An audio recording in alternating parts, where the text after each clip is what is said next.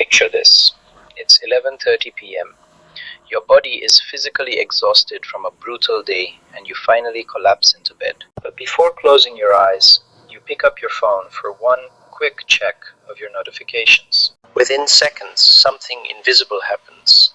A silent beam of high-frequency photons pierces through your pupils, travels deep into your brain, and flips a biological kill-dash switch dodgings. Suddenly, your exhaustion vanishes, replaced by a strange, wired alertness. You aren't just scrolling through a feed, you are executing a precise biochemical ambush on your own brain. Specifically, on a tiny, deeply hidden organ known as the pineal gland. Most people think looking at a phone at night just makes it a bit harder to fall asleep. But the cutting-edge neuroscience is much more alarming.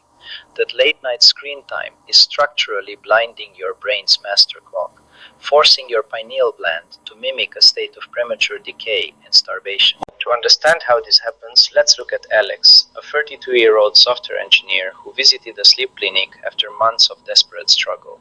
Every single night followed the same exhausting pattern. Alex would feel tired on the couch, go to bed, check his phone for just 10 minutes, and then lay awake until 3 a.m. with his mind racing. When he woke up, he felt profoundly hollow, as if his brain hadn't fully restored itself, blaming his high-stress job, his diet, and his lack of exercise. But when clinicians tracked his physiological metrics, his lifestyle wasn't the problem. The true culprit was the specific wavelength of light emitting from his smartphone right before bed. Alex was unintentionally biohacking his brain in reverse. Deep within the center of your brain sits the pineal gland, a tiny pinecone-shaped structure. For centuries it was called the third eye because of its profound sensitivity to light.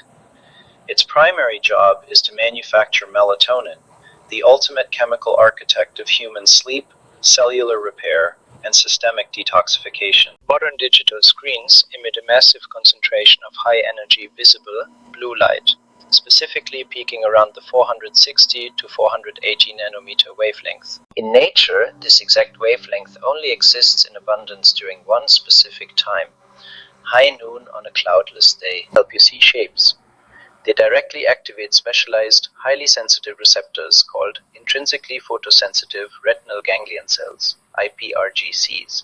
These cells send an immediate, high-priority electrical signal down the retinohypothalamic tract, directly to your brain's master clock, the suprachiasmatic nucleus, SCN. The moment the SCN receives this signal, it behaves exactly as if it just witnessed the blinding sunrise. It immediately broadcasts an emergency command across your entire nervous system. Stop melatonin production. It is daytime. When you look at your phone in a dark room, your pineal gland doesn't just slow down. Its production lines completely freeze within 60 seconds. Over months and years of chronic nighttime exposure, this lack of activation causes a devastating structural shift.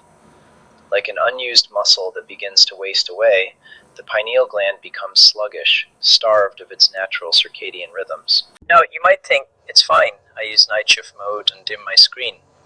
Unfortunately, science has some brutal news for you.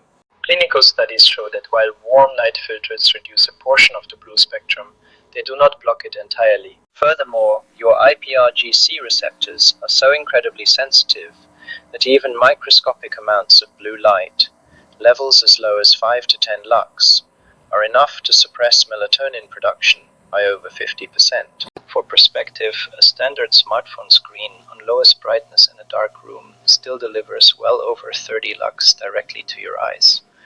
Your night mode isn't saving your pineal gland, it's simply giving it a slightly weaker dose of daylight. The damage to Alex's sleep wasn't permanent, and yours doesn't have to be either.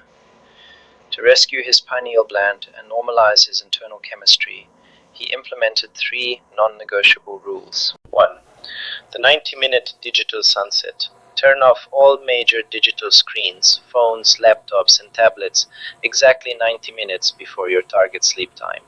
Give your brain the actual darkness it needs to ramp up melatonin production. 2. Strategic blue blockers.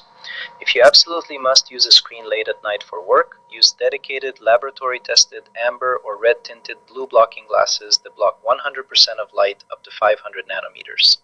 Clear computer glasses are not strong enough. 3. Morning light anchoring. Step outside within 30 minutes of waking up and look toward the sun for 10 minutes. This anchors your circadian clock, telling your brain exactly when daytime begins, so it knows precisely when to start manufacturing melatonin 16 hours later. Within just 2 weeks of reclaiming his nights, Alex's nighttime heart rate dropped, his deep sleep duration doubled, and he woke up feeling refreshed for the first time in years. Your phone is an incredibly powerful tool, but when used in the dark, it becomes a biological weapon against your brain architecture. Stop starving your master clock.